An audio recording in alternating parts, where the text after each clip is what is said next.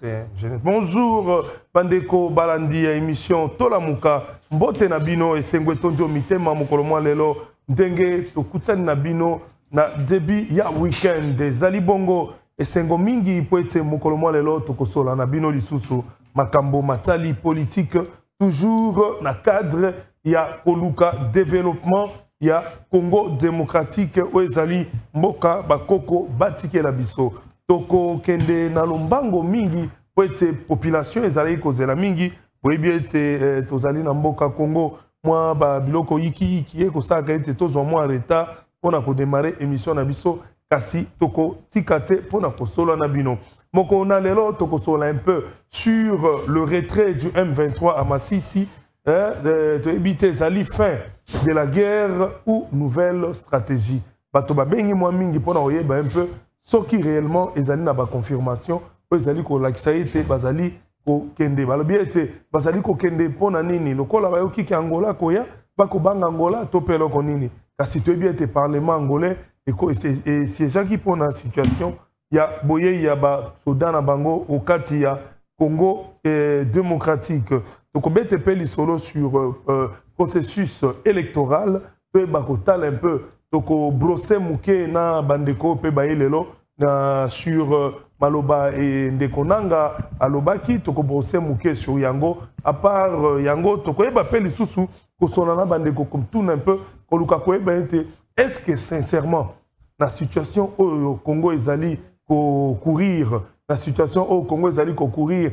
Est-ce que vraiment ezali important kaka tokende na élection na date ya décembre topé tokoki koluka lolenge mususu ya kosala pour que tozala dans les normes na makematali ba élection na biso po ete kokende na élection ezali malamu kasi mboka mobimbe sengeli et voter mboka mobimbe sengeli basala ba élection pour que kimia ezala nokite toboyi illégitimité ezala lisusu makasi na kolobelo komoko na l'an 2018 na élection 2018 bandeko baike balobaka ete na tango ya 2018 na tango ndeko Kabila biteni mususu evotaka te kasi soki totali malamu biteni yena evotaka te soki tokei na bandundu ba territoire ezalaki sous occupation te bazalaki na trouble ezalaki kuna mwa mobulu mais ba territoire wana ezalaki toujours na maboko na biso ba congolais ezalaki sous occupation te kasi soko tokei côté ya est ezalaki j'espère na Ituri soki na bosanité kuna pe ba votaki te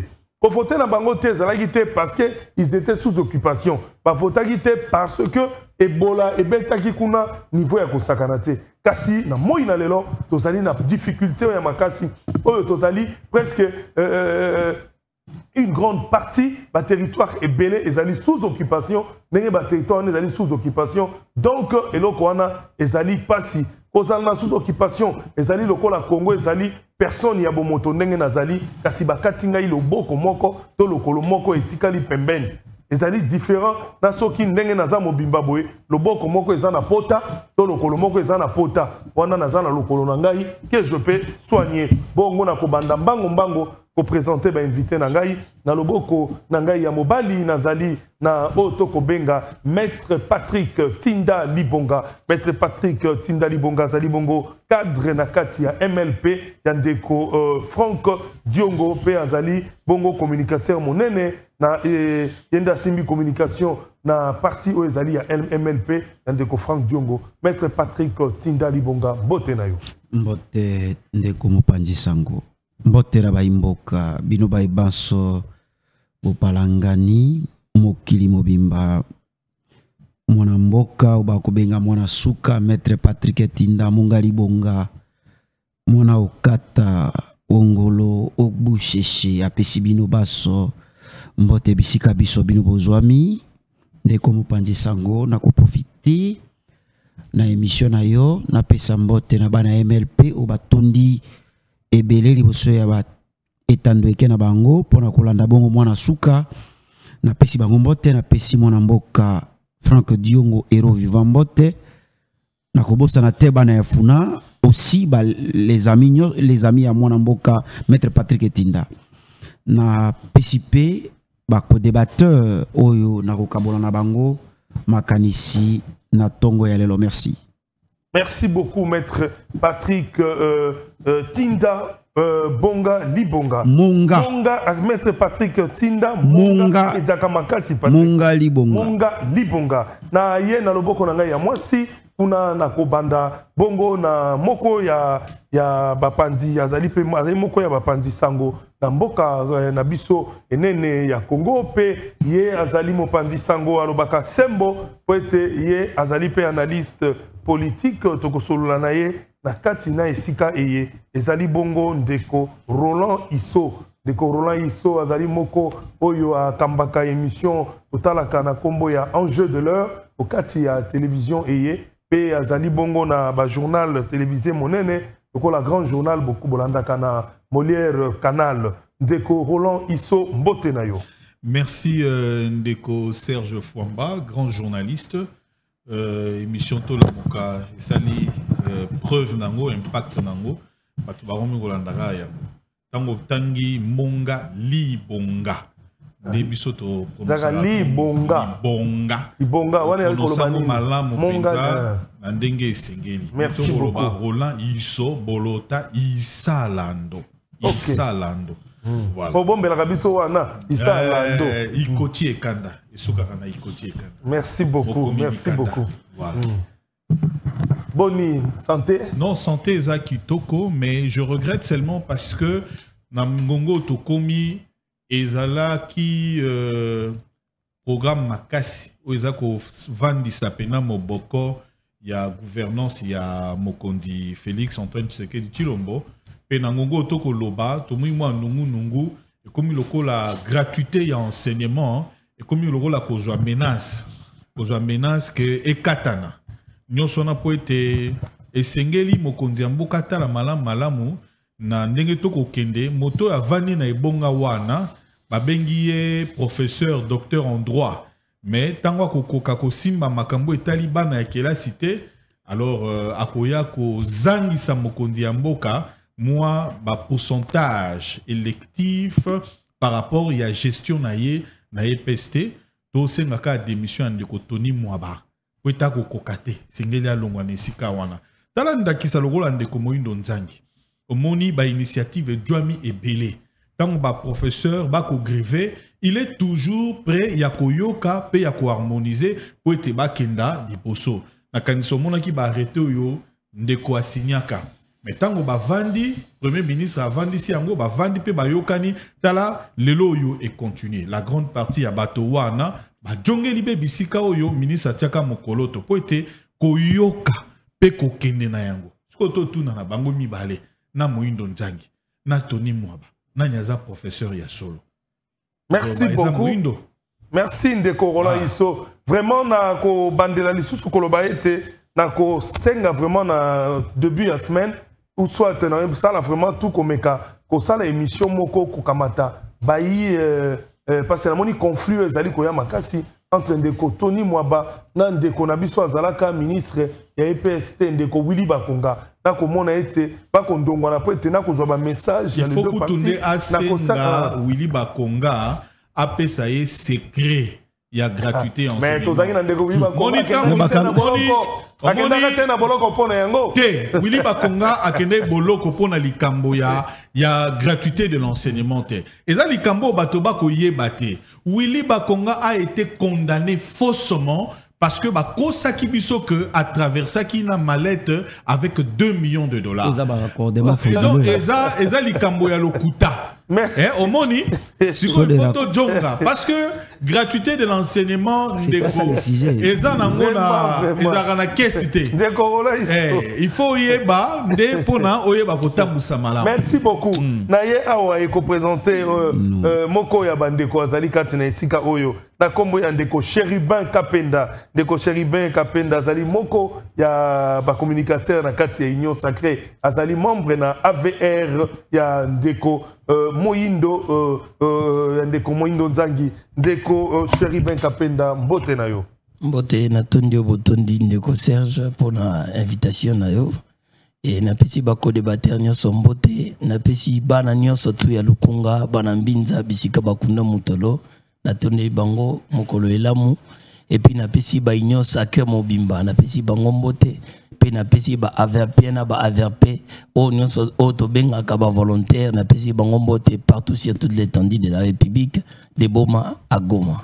Merci beaucoup. Bandeko balandi ça y plutôt koti na mojindo ya likambo na biso toko sololo bongo rapidement pona koyeba lolenge kani mboka na biso ezali ko tambola. Toko kenda bongo na oe lobami processus électoral. Toko bete bongo rapidement sur le critique de Corneille Nangaa.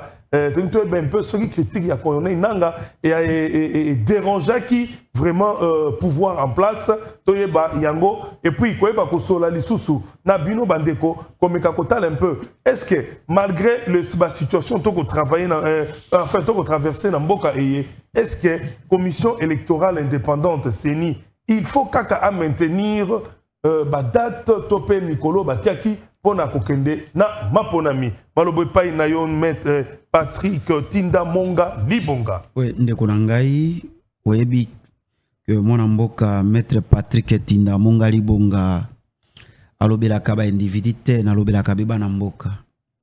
Yambo ete na simba sujet na ona moni ndeko iso jui 5 minutes nga mona compter tikela nga pe moi 5 minutes na moi sujet nga particulier na inango teke non to kende rapidement alobi makambo ya lobeli ba individu nga nazo lobela bana mboka we bitina to bandingo nga ye to kende rapide c'est ya ona lobeli ba individu nga nazo lobela bana mboka bandeko na ngai obasalaka na ba service ya gardiennage bazotungisa nga lobi mwana mboka yo lobela ka biso lobela biso likambo soko lekina ba etandwe ke tozo nyokwama tozomi tuna motuna est-ce que tozali réellement na mboka ya bakoko na biso to tozali na mboka mopaya smig elobi o smig fana na lokwa mwa libende lokwa ema na libende ebujaka te $135 ezo bouger te mais bango bazo futa bango $100 ndeko mopanzi sango bandeko ba service ya gardiennage na prochainement na kutanga kombo bazo zwa $100 et bakomi tuna motuna. Ça fait 4 mois bazo futa bangote. Mais ba meki ko tuna ba société ba baza mais biso to so futa bino kala. Ba yoka mosolo ba kamwe. Bazo ka normalement mbongo ba pesa ka société na bango pour société na bango futa bango. C'est dans ezali service moko to ezali makambo ele kana ba service nyonso, c'est ça le problème. Ezali na ba service nyonso puisque ezali kaka bato moko te ba beni. Yozo lobela sika ezali soki mukomboso soki mukomboso. Kombo ya service ya non nini société yango ya gardiennage soki mukomboso. OK. Mukomboso. OK. Donc mukomboso yango wana. Et bandeko wana basali 4 mois bazo futa mate tango bayoki mosolo ba futa ka bango na ba société ba tinda bango mukomboso tinda bango c'est dans le $1,200 à chaque par personne mais bazo pesa moto $100 tala niveau ya motema mabe et tout ça ezotali que l'état azo protéger bana mboka te na kotangela yo article 36 ya Mobekoli Konzi puisque nyonso lo babi na Mobekoli Konzi. Le travail est un droit et un devoir sacré pour chaque Congolais. L'État garantit les droits au travail, la protection contre le chômage et une rémunération équitable et satisfaisante, assurant aux travailleurs ainsi qu'à sa famille une existence conforme à la dignité humaine, complétée par tous les autres moyens tous les autres moyens de protection sociale, notamment la pension des retraites et la rente viageur. Ndeko komona que situation na kolobela ba imboka e belé bazo se retrouver na situation oyo. Et alobite société moteko protéger bana babi l'état na biso nde il faut protéger bana mboka. Bana mboka bazo sala misala ya makasi mais bazo zwa mosolo o elongo banité na barrière à salaire et l'état balobi l'état il faut protéger au komona que l'état a abandonné bana mboka bazali abandonné à leur triste sort lelo tolobela kaka est bango pe moto batie sur la situation tolobela kaka est mais makambo bana mboka tozolobela te situation sociale bana mboka tozolobela te nde na lobi bana mboka na kamati mokumba moye na kolobela bino ti na komona situation na bino ko changer. Ce n'est pas normal bandeko ba okende kokoma bapaka bazozwa misolo te mosolo malonga te $100 ndeko akosana nango nini afutela ndako ya boni ndeko na ngai bana batanga ndenge nini ali ya nini. Je vous dis situation bana mboka ezali mabe. Félix Tshisekedi batielaki Elikia. Félix Tshisekedi batielaki Elikia aujourd'hui un espoir totalement déçu. Ndenge balati ba bakosi ba yolo komona bakokumisa tise. Alors que bana mboka bazole bandeko na bango comme bango bazolia makambo bana mboka eta. Mais ces gens qui sont en face de moi, les gens de l'Union sacrée comme bango bazolia bazo sepela situation bana mboka etali bango te na kamati sujet na yo likambo yo nazolo bango na betando eke nyoso situation bana mboka peut changer. Je crois même yo peut-être dans la même situation. Na kamati na ba cameraman na kamati sikoyo ndeko na ngai motuna na yo sima kolobela bana mboka na kamati motuna na yo otuninga motuna par rapport ya maye nanga lobby. Ouais, les critiques de Corneille Nanga. À quel style le pouvoir? Kulutu, au moins, bato lokola ba nanga namboka dans un pays sérieux. Nanga place na ezali na boloko. Parce que ndeko na ngai tolandi makambo nanga lobby. Donc nanga akamati ba kongole ko mo babolole et makambo nanga zolo bana ba tribune ya nanga o asali sali et ko tali sapolele que makambo Augustin Kabuya loba makambo FCC baloba na marche na bango la marche la plus courte du monde o balongwa na koidro ba komia pene pene stade de Marty mabumu bango tout batoki balembi na ba milanga mai na ba milanga baji et tali si que makambo nanga lobe zo balana na makambo Augustin Kabuya loba na FCC Augustin loba Kabila zali sérieux atali na parti opposition moni parti zali sérieux o ebundi mingi zali IDPS akamati pouvoir apesi biso et nanga lobi azala na dialogue et salama entre Kabila na bato bazali na pouvoir mais ba congolais ba voter bazo zela yo o proclamer ba résultat ya maponami boni et comme sous makambo ba arrangement ya kosolola ka tout ça avant que ba proclamer maponami ndeko ngai nanga kamata ba congolais comme babolole tobimi na se ambula na société to changer situation mboka na biso to pono biso moko bakonzi oyo to komona ke bazali na vision éclairée pona koyangela mboka tobimi na mbula toke ko voter nanga bimi na 2 h du matin le quoi moi kamikaze oyo 7 millions oyo mais moto yo ko lo bazui 7 millions auti na yango wapi ba congolais batala non bondima ki yango na MLP non la nga na bokebi biso non soko lobi tondima c'est gravissime MLP participant à l'élection tetoloba to koki ko contester ba élection ba résultat ba élection to participer té.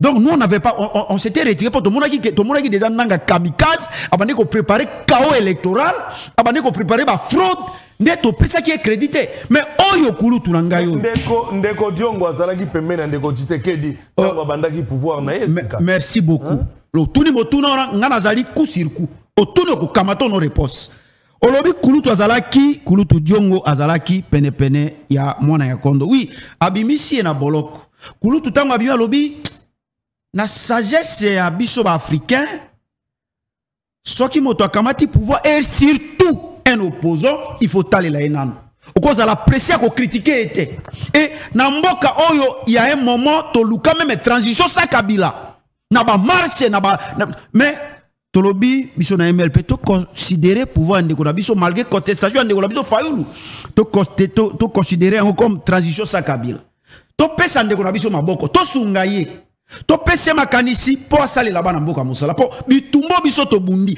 bato ba wana ba parti ba bombarda parti ezalaki pona que to zo ba élection ya malamu pour que to zo bato oyo ba koya ko sali la peuple musala to ye pemben pene na ye to talisi ye moko ya ebisi biso lobi makanisi ko sali la ba congolais musala ezali solo mais FCC zo bloquer ngai tala ba ordonnance nanga ndé ba zo bloquer biso to lobi to kumi mokumba moye yo lobi na biso boy FCC sa komona.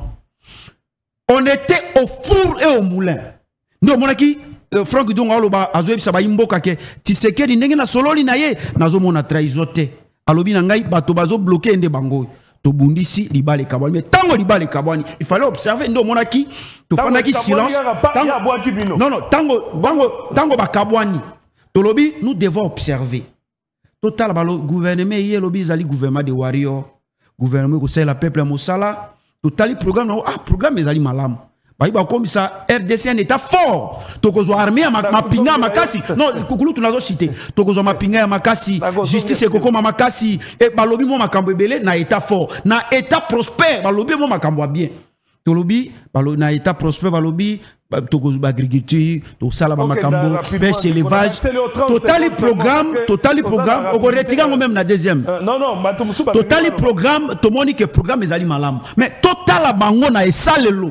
Basi kolaba na mboka na pasi to monique bato ba ko sikolaba na mboka ba imposer biso ram sa ko bisa ba na mboka ram elagisi eloko ni til le londe ba fandi wala na ba kasaka na bango moto akoloba ako ilimbola polele na ba imboka ram elagisi ni nazalite barna ke biso mbongo na biso mosolo na biso totali tolobi bato bazali sérieuté totali eloko ni mosusu injustice komi makasi justice a deux poids deux mesures ba ko kanga bato ba proche chef de l'état deux jours na makala babimi caméra abi totali tolobi bato yo tomiko saki peuple limbisa biso tokanisa ki bazali bato malamu. Donc ce sont des gens qui ne sont pas sérieux. Merci. Non, écoutez, par rapport à la question posée, par rapport à la question posée, s'il vous plaît. Zela tango na kozongela maître Patrick toko sala likambo toko sala ngonga na pesi maloba epai ya ndeko Chéribin Kapenda na kanisa ba pasoli bino moto na maître Patrick Tinda Mongali Bonga boni ndeko Chéribin yo lobi boni par rapport ya ba critique ya ndeko nanga ndenge pas signé salibino na niveau ya pouvoir. Merci Natondio Botondi mais na lingi na ibisaka ba kongomani batala bato bazolinga ba aspirer na ko gérer mboka lobi comment il se comporte sur le plateau de la télévision. Et naye bisika oyo avant na kota na dossier ndeko nanga ndeko alobi mo ebele alobi ba congolais bazo souffrir bazo mona pasi eza Félix Etienne et Félix Antoine Tshisekedi na lobi c'est la réalité eza teke ngam na lobi c'est la réalité c'est mon temps d'antenne moi lobi ndeke c'est la réalité moi comme ko débatteur c'est ko débatteur na ngazo lobanga na lobakate c'est une réalité c'est comme ça que attitude à ba catcheur hein voilà attitude na ngaza avec des catcheurs voilà babimara ba pomba par voilà okomi on va aller mollo on va vous aider sur ce voilà. Bazo souffrir, les Congolais bazo souffrir. La souffrance je pense que vous parlez du social du peuple congolais. Papa, gratuité et zanakatia social. C'est que vous devez retenir. À part gratuité, Yébake, Félix Antoine Aza, premier président Oyo, a qui bato belé na retraite pour permettre aux jeunes bakota, bazo misala. Tous en la première vague, deuxième vague, na troisième vague Ozoya. Aza c'est le président Oyo na anemoko a mati salaire ya ba fonctionnaire 2 fois. C'est que vous devez retenir d'abord. En parlant du dialogue, na koti na dialogue. Oyo alobi Kabila na Félix bakota ki basala ki bakor papa. Oyo zo saleza acharnement politique. Pourquoi? Je m'explique. Tango toke na accord ya Saint-Sylvestre. Ponanga lobi pona ko éviter les bains de sang. Ezaki na accord moko o ememaki biso na élection ezaki accord ya Saint-Sylvestre o Etienne Tshisekedi wa Mulumba lobaki ke na boyi makila ba congolais etanga tokende na bakor pona et permettre biso to sala ba élection oyo bango MLP bazaki contre Etienne Tshisekedi o balinga bimisa batu o fondiongo lobaki bozo mafuta nguma bocha na zolo so mbo bo parola soki mbo ayoki bino akokima. Voilà, c'est de cet accord là que Nanga a parlé. Tant que un accord, deuxième accord, et accord FCC cash. O esala ki ke basangana. Mais si on a évité ndeko mettre ce qui azana na accord mususu officiel o ya yebi o esala ki ke Kabila na Félix bavanda. Accord o esali sa ki be élection o mema ki nanga na be élection eza accord ya Saint-Sylvestre o tobo ya ki makile tanga. Mutu nyoza bona ne ona baneko banga obi est-ce que to refete to refete. C'est de cet accord qu'on parle. Deuxième accord, c'est l'accord FCC cash. Ou ça qui mariage ou on a mis tibiso to monaki ke eza mabe yango monaki to panzaki yango poto sala igno sakai. Troisième des choses, bande ko ya MLP to ken élection. À cette époque-là, biso to zaki na label ya MS ya Pierre Lumbi. Bango bazaki ba membre na kati ya MS. Bazaki parmi les partis composants à MS. D'ailleurs, Basala qui est dans la ville à Kinshasa, MS a perdre siège. Parce que lorsqu'ils se sont retirés, Ndesikoyo, et ça l'a dit que c'est il y a province Ekita bango bato MLP et par après tant que l'union sacrée lorsqu'on vient c'est les rapports de force boye beaucoup de union sacrée boye na député et l'autre côté vous attendez à quelque chose vous devez tirer conséquence parce que bino bobo qui m'a pronommé. Donc, il y a un qui mis ça bango parce que c'est retrouvé. Les biens maintenant avec le président de la République. Pas politique exaté. Avec le président de la République, Félix Antoine Tshisekedi Tshilombo. Il connaît tous les politiciens de notre pays. Que ce soit de la majorité, n'a opposition. Parce qu'il a eu le temps d'être avec eux et de les comprendre. Vous voyez, aujourd'hui, moi, je pense que c'est que nos frères de MLP, qu'on était ensemble à un moment donné au rassemblement, c'est qu'ils disent c'est de l'acharnement politique parce qu'ils ne se sont pas retrouvés. À ta Bible, Loba, Mouto Azana Nini Obabaksa Kaka, O Azanango. O Azanangote, Baroboto Lanyon surtout. Vous voyez, Bible. Ils doivent tirer conséquence dans ma décision à la fois. Ils n'étaient pas partants pour cet accord de la Saint-Sylvestre, O Ebendaki, O Commissaire Bisson à l'élection. Tout le monde il était contre cet accord de Saint-Sylvestre. Donc, moi, je pense maintenant, je chute pour Nanga. Nanga a moni amélioration. Comment? Je m'explique. À l'époque, il y a Nanga, Congolais vivant à l'étranger, bazaki ko voté. Et ça, innovation au cas d'Imamemi. Parce que nous savons comment les combattants au Bazan à Liban à l'extérieur du pays se sont battus pour une alternance à la Nakachamboko. Tout le monde est au Kenya, l'ambassade, comment Bazaki a marché, comment Bazaki même qu'on frappé les musiciens au Bazaki à côté à pouvoir. Nanga a mis amélioration dans la CENI, que ça a été, bande qu'on a vu au Bazan étranger, au Babunda Kabutu Moi, Bango Pe Bakoka, ko voté, au Yabango ba lobeli. Ozomona. Yango, connaît Nanga, fois ça toujours contre processus. Deuxième des choses, Azolo Babongo peut-être on a créé parti politique. Vous savez, les politiciens, ils cherchent des astuces. Balukaka moyen et bimisaya loba pour que les gens l'attendent. Vous voyez. Mais sinon, les bureaux Kadima, c'est ni à politique, mais ils ont quand même apporté ce qu'on appelle la perfection dans la CENI. Donc je pense que je vais citer par là. Merci beaucoup.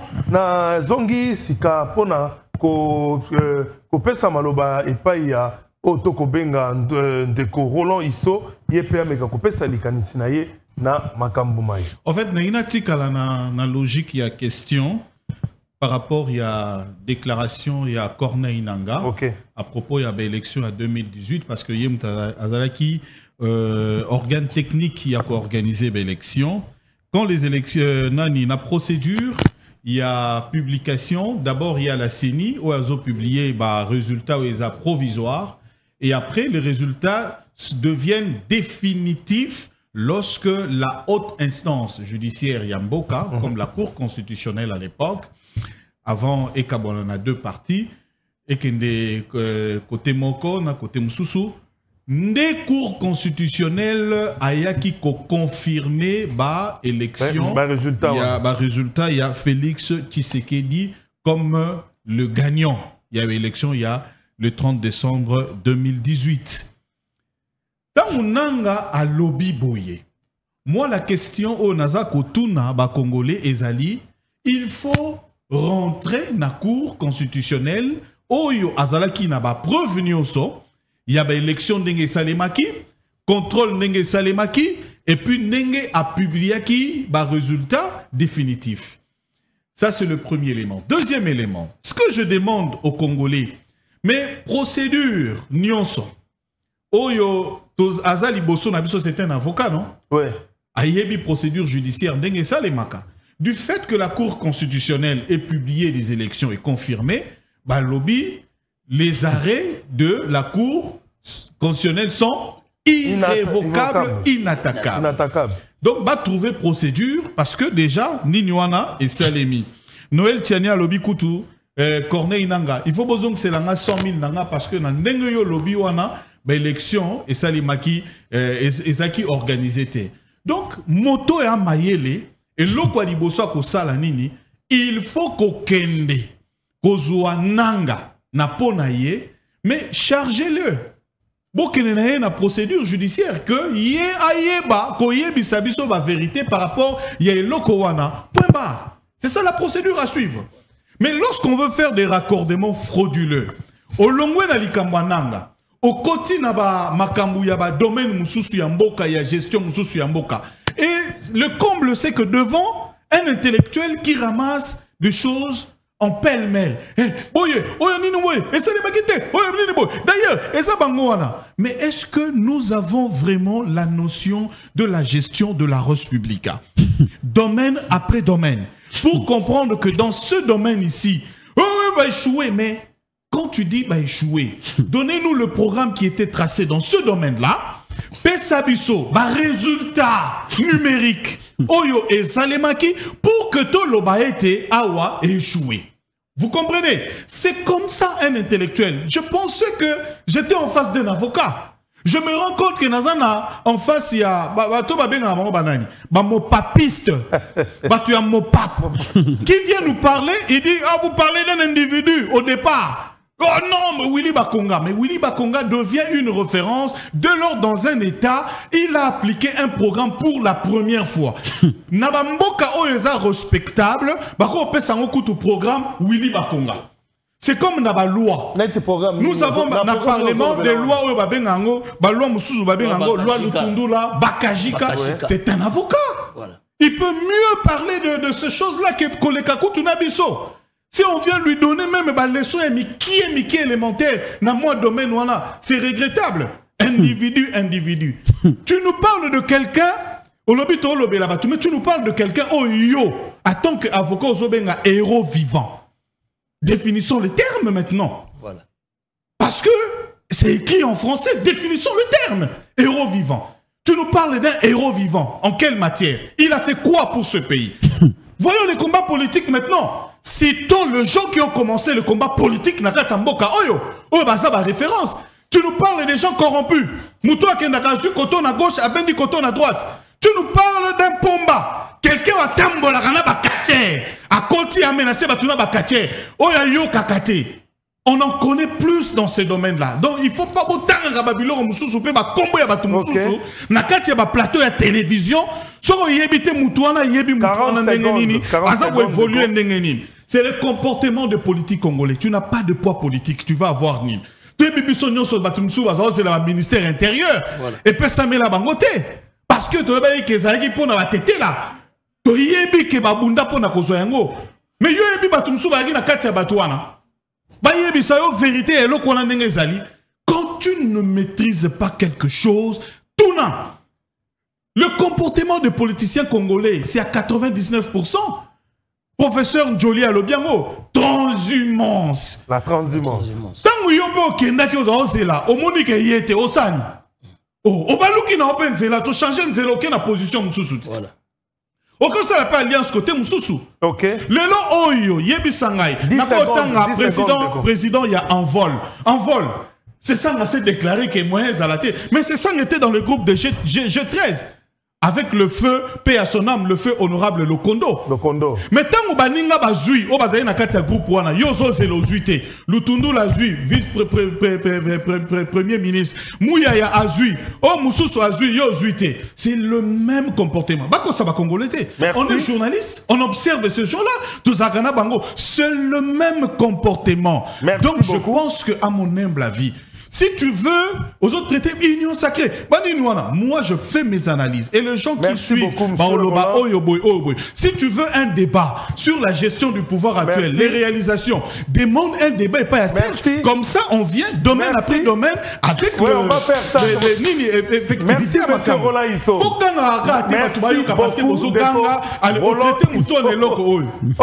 reviens sur les débats. Bandeko Balandi Nakanisa. kuna na Katanga, kuna na Congo Central, bandeko ya Lodja, bandeko na Lubefu, kuna na nini toke na Nord Sud Kifu, toke na Bandundu, toke na Grand Équateur, Grand Kasaï, na Kanisa, bozali kolanda, bino nyonso émission eye po ete botondi. Pardon, 30 secondes. S'il vous plaît. Mon dossier oya yego memela bato. Yaza avocat, atuna ibatwana te bo signer contrat ni. Est-ce que Bokendeg une inspection générale il y a travail? Il faut donner des pistes de solutions. Merci.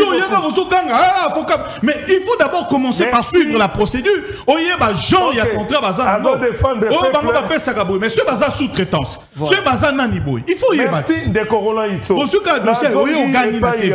Na kotuna motuna mususu na kosola na kobanda toujours et pas yandeko Patrick Tinda Monga Libonga.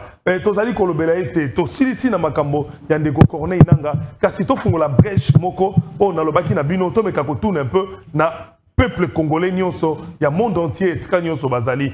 Est-ce que vraiment la situation tozali nango na est nenge aussi to perdre une grande partie ya ba territoire partie monene ya mboka ezali sous occupation. Est-ce que tozali vraiment obligé ya ko kende kaka na maponami na date o epesama ya sanza ya zomi na mibale to pe na décembre pour na kosala ba élection na biso maître Patrick Tinda Monga Libonga maloba mboka. Merci.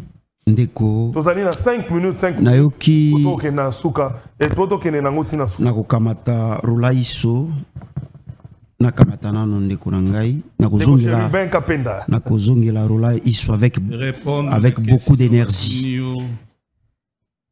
Est-ce que kofanda kimia akofanda kimia toke mais ça c'est quel comportement to ça ila ngonga ndeko Patrick soki nazolo ba fanda kimia bakofanda kimia na kamati ndeko Koko Saba Congolais, Temoni Makambo Lobi, Naonanga Lobi, ils allaient des choses différentes. Yo Lobi, Ozosa la Légion encore à Saint-Sylvestre. Nanga tika le tanga encore à Saint-Sylvestre. Suivez les yeux. Écoutez. Pourquoi tu es agité? Même si Zosoua, non, je ne suis pas agité, mais j'ai des références. Il en a parlé sur Télé 50. Il a parlé de ça sur Télé 50. S'il vous plaît. Je crois que au Moni Makambo yo, nani président français Ayawa, il y a une dame journaliste à Tuni Motuna ou Tombo qui est chef de l'État. Je crois Hollandaki, compromis à l'africaine. Et l'Okwana est soit qui chef de l'État et a réagi ça qui de manière burlesque et tarabiscotée. Et bien tout simplement pour mon acquis que simbi pota, tout molé na pota. Et si qu'on a l'ingaba belate et comité a comité na keiti na niveau koloba no bota la kabiso na moko paternaliste te pour élection batala bino na paternaliste te mais na pona ko senga kana bino na politique na ko lela ka wana boloba makamwa paternaliste te. Et ce que vous avez dit, je crois que tout le monde a yebiango. C'est que Nanga a dit Nanga ndenge na lobby place na ye kulutu zalaki na boloko. OK. Ça j'ai répondu, je sais pas ce qui ndeko Rolaiso bana ikolala. Na lobaki anguna ya nolaki na motuna ndeko que place ya Nanga na makambo ba déclaration à lobby place na ye ezali na boloko. Si on était dans un état sérieux, place ya Nanga ezali na boloko. Puisque c'est quand même grave. Même si Azolinga Bongisa, mais il a dit, il a craché des choses graves. Là, je suis d'accord avec toi. Ok. Je crois Ndekolangai a beti moi monoko et loko moko lobité par rapport ya makambo o ngana lobby comme état politique. Na zongeli Ndekolanga Rolaiso. Ndeko Rolaiso nazara moi limemia na yo. Mais il faut la kisa. Non, na lobby nazala kana moi limemia na ye par rapport moi analyse ni na landa. Mais lelo tango tie mo pandi kuna nde na eko kukola e bien. Na kukoli te kulu tunangai asi akatisa. Donc azali mo pandi ya bato bazonyo ko la peuple. Azali mo pandi ya l'état contre le peuple. Azali mo pandi ya l'état contre l'état moloki, l'état moini. Alobi Franck Dion a un poids politique et Azeliti, Azuite, Nde Saliete, Atika Bongo Félix Sekedi. Kulutu, au traité Franck Diongo avec dédain. Na kutiola, na litio, mais kulu tutika na ebisa yo, makambo Diongo asala yo kutika lo sala ngote. Kulu to soko mwa mukolo, lumumba bundela mboko na aja moke. Yo soko mwa mukolo bundela mboka. Tika elengi, tika sentiment. Bandi kuno bazo nyokwama. E yo moko zo palpe ke bana mboka bazo nyokwama. Oyene elengi, ozo tuka moto abundi bitumba, a BBC jeunesse na ye, pona kubundela mboko yo. Aboyi même accord à Saint-Sylvestre ba politicien ba kene ba kabola bibonga. Il a fait quoi? Écoutez, on attend mais ça. Ce que je sois yo comment? On s'en a biki na papier. Parce que nazo mona makambo te. Na lobby oh. Énuméré. Na lobby écoutez. Voilà. Écoutez. Bitumba oyo écoutez. Voilà, on y va. Bitumba oyo mwana mboka Franck Diongo abundi pour la démocratie. Qu'est-ce que ça nous a pour ko faire respecter constitution. Vous pensez que Kabila bombarda parti à Franck Diongo on a sentiment de yako bombarder? Honte à vous. Ce qui est le lozo yako tout ka Franck Diongo à la télévision. Vous pensez que Kabila a bombardé parti à Franck Diongo? Na elenga ko bombarder? Vous pensez que Kabila a arrêté Franck Diongo? C'est puisqu'il dérangeait le régime. C'est puisqu'il était constant à combat naïe. C'est puisqu'il faisait une opposition radicale pour un intérêt général. Et aujourd'hui, tant que Zoloba Azeli poste à 8 Boba Keneki ko luka bibonge pa Kabila bazo sala ka ba défiler na bango alonga koto azonga koto na ba onde konanga oyo. Je crois que ces gens là sont connus. Oh yomoko yebi bango ozali journaliste, olobi ozali analyste. Oyebi ba politicien ya bonuro ba sali bonumba politique. Les changements. Je crois que vous devez quand même respecter ces gars. Les gars qui ont vécu. Ozoloba azali reviva eloko na sala mais kulutu ndenge na ebisio bitumba Franck Abunda ninga BBC jeunesse na ye yoko tikala ko bunda ngote ndozo flatter régime. Merci. Pour que balukelo mo isika. Aussi si. Yo moto zo tuna mituna nazo comprendre pourquoi tu as agité. Fanda comment oza ko débatteur. Je suis à l'aise. Par rapport ya bande konango bazo nyoko na ye koloba yo peut-être on se retrouver dans la même situation au lobby fona luka ba na ye comme moi politique. Ici je suis venu comme politique. On a moni que bato bazo yangela école o baza adversaire na biso politique bazali obligé ba protéger ba imboka bazo protéger bangote et je suis venu dénoncer. Je suis venu dire des choses pour que bongisa botala na moi mukolo muketikali botala neni boko sauver situation ba na ya ba imboka. Mais comment vous pouvez dire il est juriste, il doit aller analyser les contrats tant qu'on va signer ba contrat bonga nazali ba moninga comme moi politique. Et je suis venu sur qualité de politique. Ceux qui ont rien à moi qualité non flatter régime bande kolo bazo nyokwama et tu le sais ozo fandana bango au moni comment bazo souffrir. Merci. Il ne faut pas venir flatter les gens qui ont failli à leur mission. Ils sont en train de gérer notre argent. Bazo gérer richesse nabiso. Et makambo tout ba promettre peuple va tirer vous voulez que tu flatter bango? S'il vous plaît, est-ce que papa, donc c'est là dans quelques 40 secondes na yo tikal nango. Est-ce qu'il faut penza token na maponami malgré makambo Merci beaucoup Kulutu Motuna Ezali. Nous devons oyebi na mboka oyo bato bakufa pour un respect ya délai constitutionnel. Ba bombarda ba parti politique, ba bombarda IDPS, ba bombarda MLP, na ebitende ko iso so ba bombarda penda kunae. Ba kanga bato ba sala ba prison Franck Diongo sala prison ko ba condamné na procès moko monté pona makambo yo zo tout motulo yo ko tunangai. Je crois que Kulutu ezali moi et ça moi soni koyoka président Seigneur binazali na volonté solo ya ko organiser ma mais bazo pesa ngambongo te. Depuis septembre bazo pesa ngambongo te. Qui ne veut pas que le président Seigneur a organisé l'élection. Mais on l'a dit. Je crois que les journalistes sont dans un mois de je crois Hollandi était. Alobi Polele que depuis septembre, Nazeri Mbongo na gouvernement ezoyate. To bongi na moi ba moyen moke nazaki nango liboso to futi moi ba moi nyamu. Je crois que Kulutu ezotali sa Polele que ndeko na biso azali na volonté ko organiser ma programmité tout simplement puisque azali confronté na bilan. Un bilan chaotique. bilan négatif.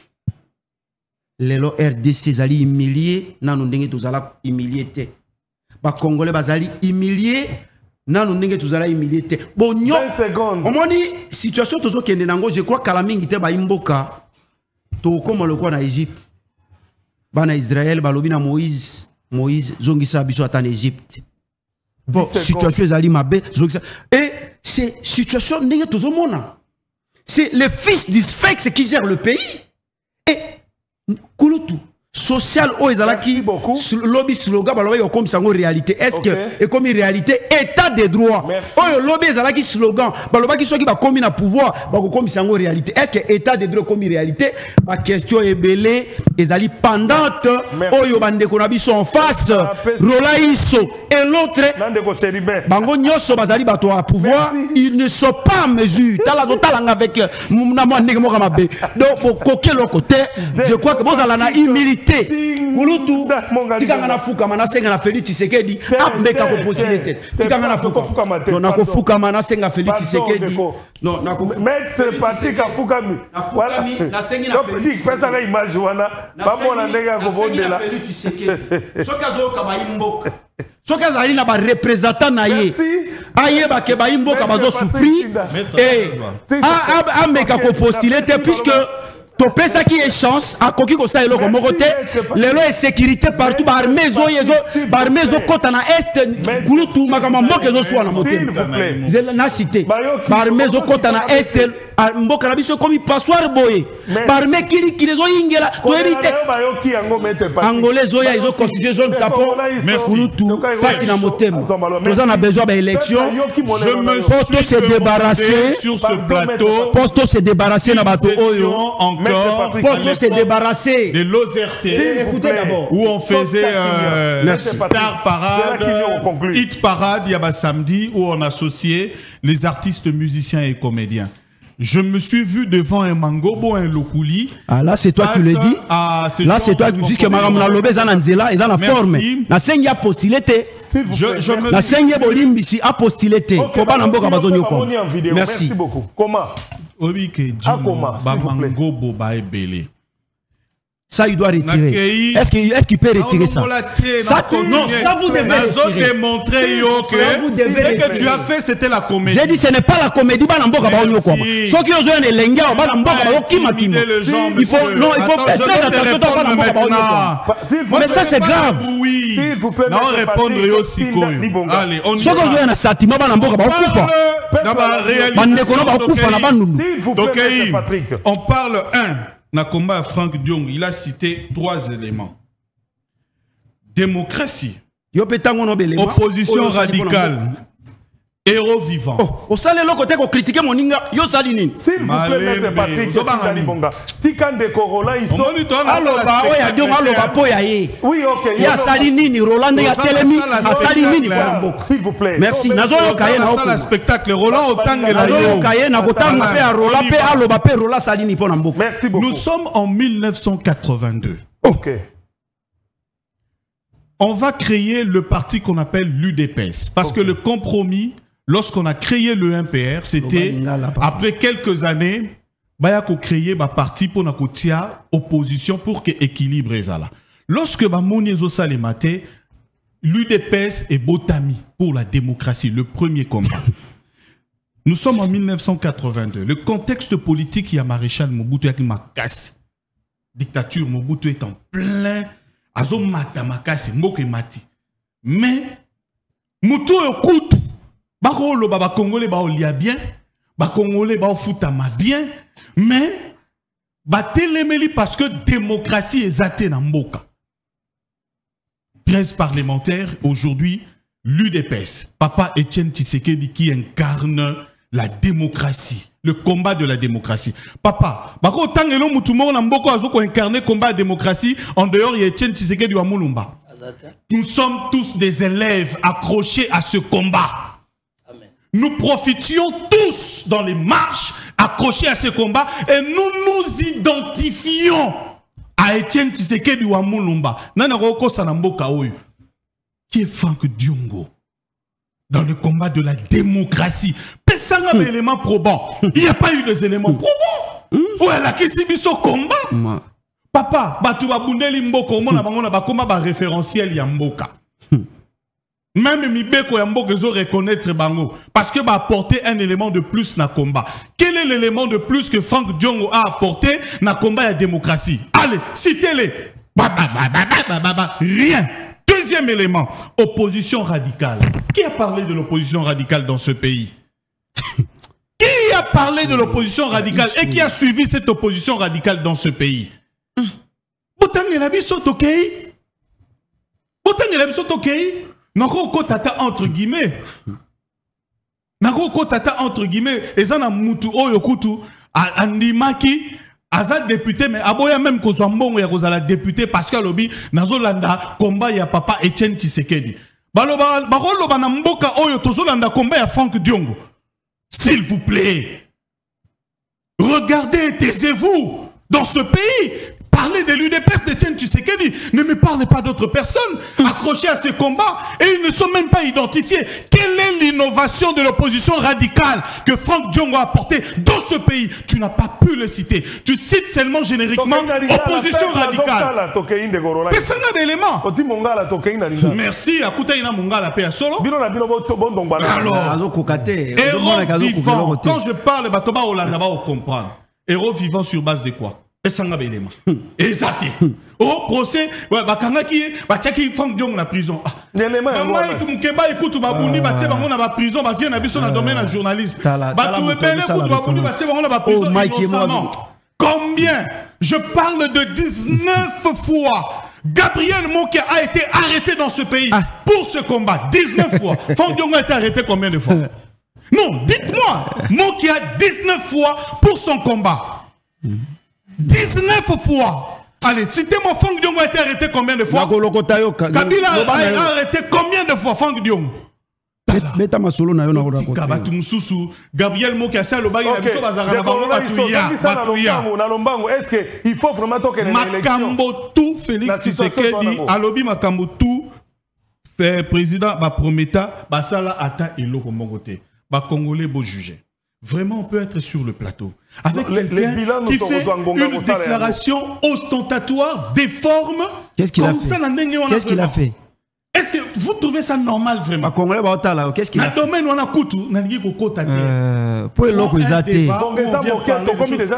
Les Congolais sont humiliés. C'est vraiment malheureux. C'est comme ça que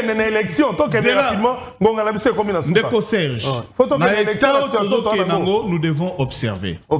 Lorsque on va observer toute la situation à Est, pour mon point de vue, Ezaboé, tant qu'il y a la guerre, tant que nous sommes sous occupation, côté Wana, moi j'estime que tous les Congolais, comme le président avait fait son appel, tous à la Bissonion son moko, pour être garder d'abord intégrité territoriale et protéger.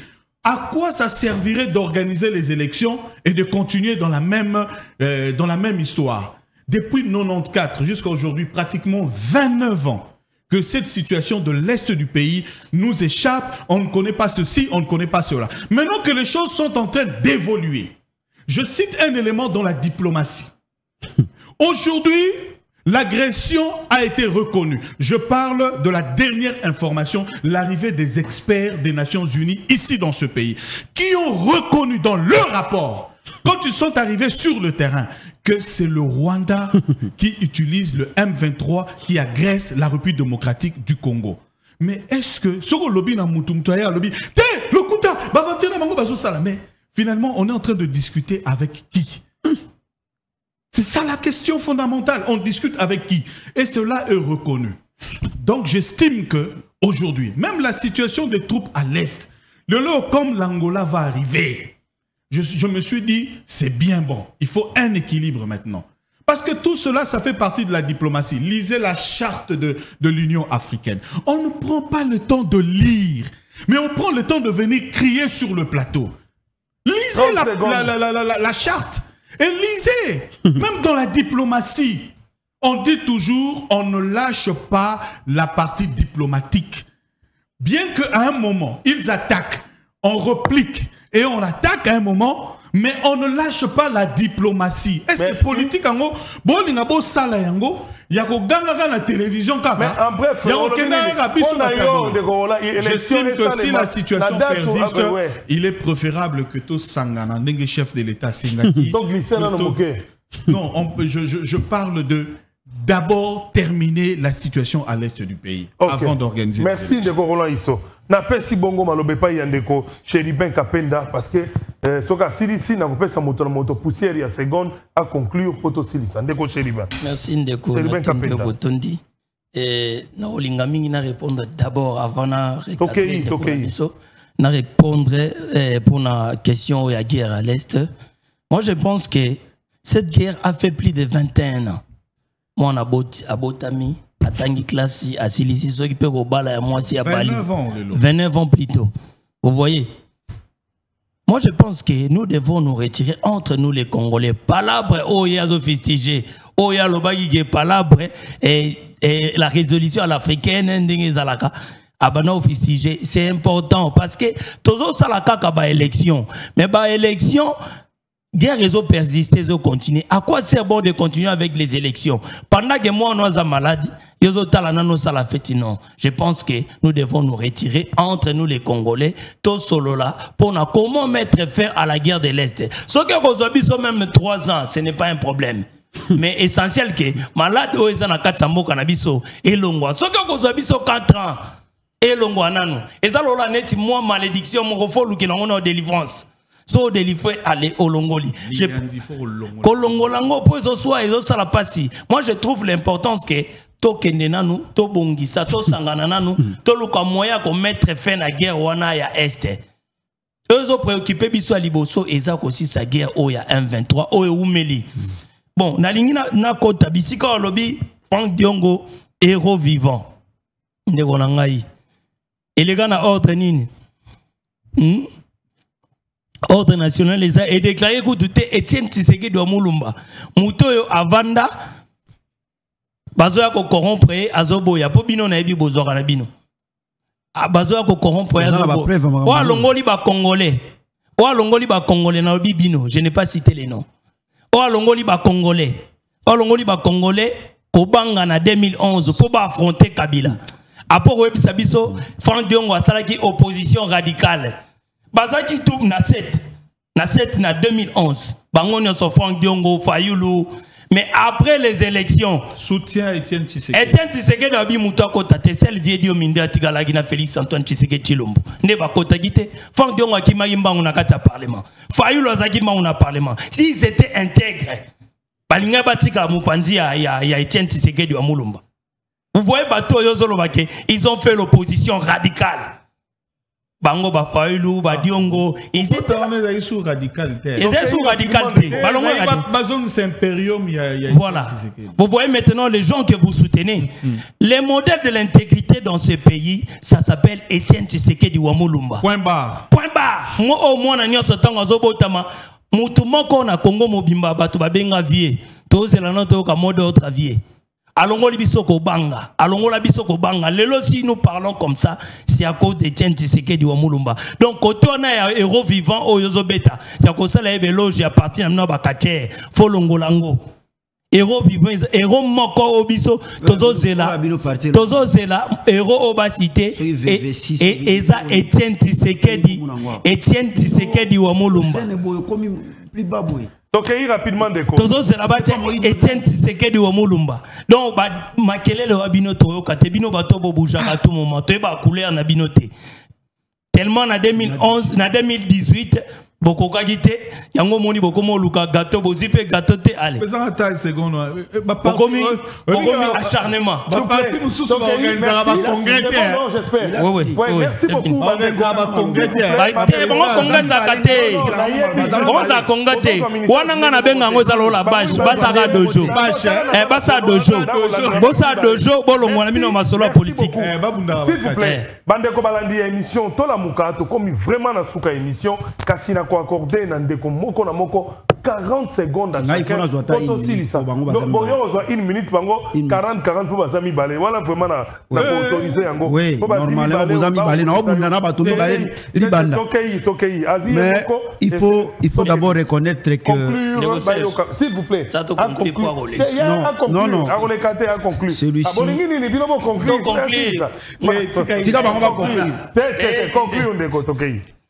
Je crois que. Ndeko nakobanda mais ye nazolimbisa po eloko moko pa ene koloba wazate ayeko bete lisolo. Je crois que ndeko tango zo tuka diongo il faut tala nanu ndako nini oyo ozali pa moindo nzangi moindo nzangi pe tokolo ba bundi bituma mboko yo jeune boke na partia moindo eza soni et pozo ya kotuka moto abundi bitumba ndeko. Je crois que Papa Etienne Tshisekedi domino bozoloba alata bubu na elongi ya diongo. Alata bubu na elongi ya diongo. Azolela tango bakangi mwana mboka Frank Diongo. Alobi soldat na ngai ya makasi akei.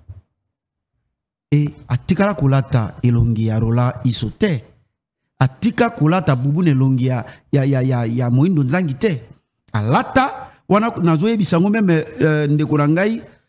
Il faut bomemia bitumba ya mwana mobali oyo batuminda kuna ye bakangie babetie a souffrir na nzoto yo tikali ko souffrir te yango zo tanga be bitumba bato misusu mais Lumumba bundela mboko na mwaza moke rola isoko bundela mboka te be ko tanga ka bakombo ya bato biso tozo bundela mboka yo ko bundela mboka te rola iso. Merci de Patrick. Donc Kulutu Zela de Patrick Mokotala.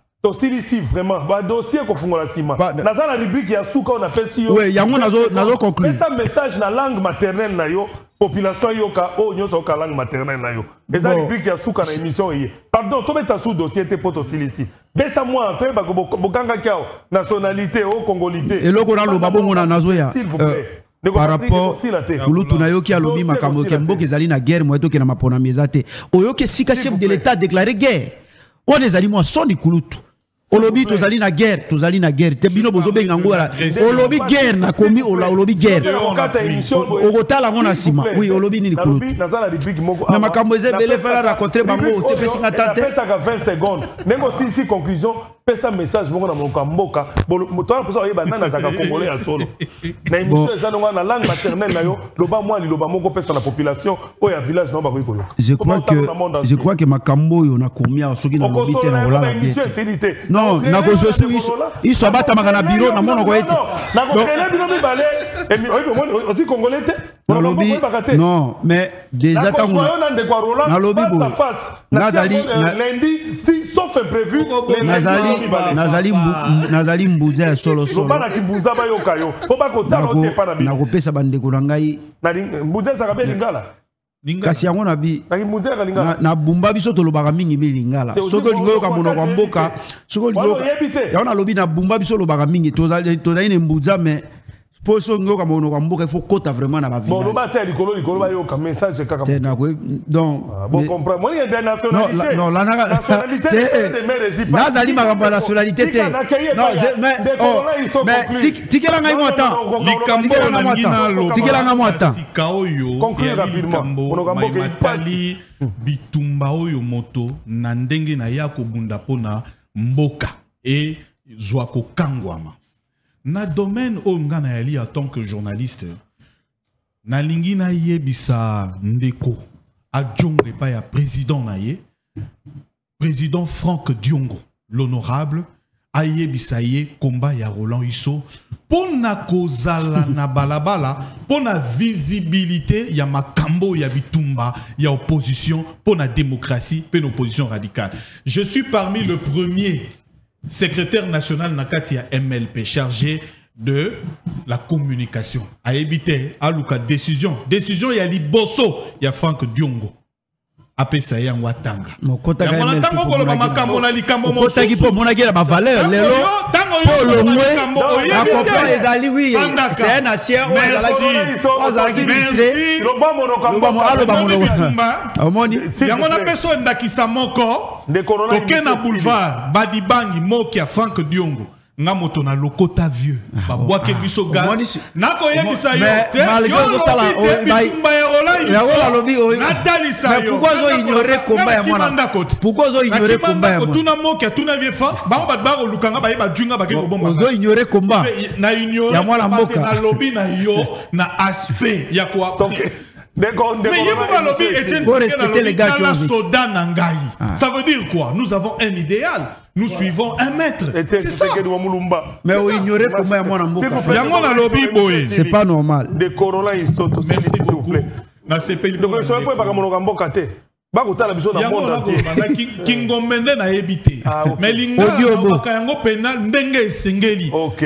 Pour être na espace na 4 espaces linguistiques ya biso condamné ndeko chani yo lobaki be ndeko Moïse. Mais ngana yebi Kingomende. Ndeko Moïse Katumbi ata soyili yango ayebi. Akoloba ngo kitoko azipe na mwana mboka ya solo. Mais na tina bandeko ba ko bete de lingala. Polo kwa mboka ba yebite. Ndeko Cheribe conclure quelques secondes parce que kotala soki mboka mboka.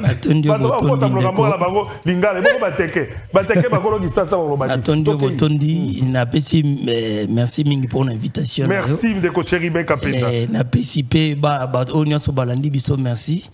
Et pour nanga kino. Yo saka na province te.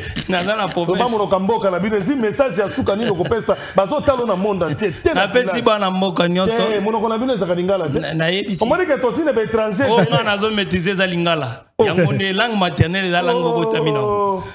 Na bana mboka nyonso baza na sima ya président de la République Félix Antoine Tshisekedi. Ba soutenir ye pour na koluka ko mettre fin ya guerre ya Est. Pour continuer kolela.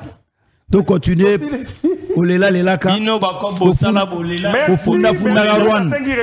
Azwangai merci bande ko balandi. Ya émission to la muka merci. Funda ga Rwanda. Ko yakati na esika oyo. Merci na ndeko Roland Iso ndenge osiliko ndima ko zakata esiko na moni etumba. Merci beaucoup. Merci na ndeko Patrick. Abundila bango mibale faut féliciter. Odi mobali ya solo bende bali na ndeko Fai Jongo azakana ba kache odi pena kache. Non ngazi kache. Odi kache pena pas. Azali président ya fédération. Ouais, na politique odi kache peut être na moni etumba lamba ko bundia. Solo zimo. Libanda solo.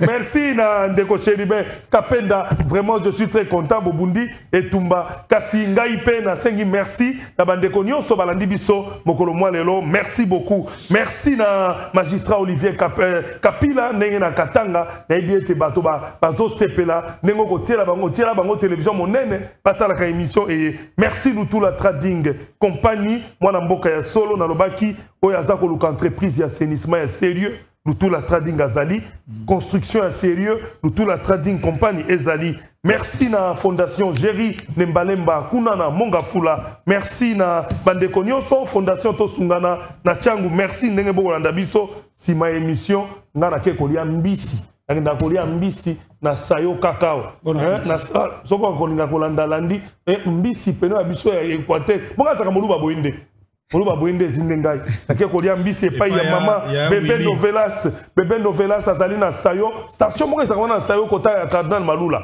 babenga ngoni force station moko ezaka na sport juste en diagonale ya sport bokomona bébé novelas kuna bazwaka nde mbisi soko mboto babimitie na mai batandi na moto vraiment na kanisa na kopengisa bino otika malamo kasi awa ngolo okuta na biloko nyonso ezali mongaja tu topeseni mbote mpona kolakisa ete bosengo ezali merci na ndeko Buba merci na mama Plamedi merci na Serge Lokondo merci na Pams Biega merci na Wilson tokutani bongo mokolo mwalobi botika malamu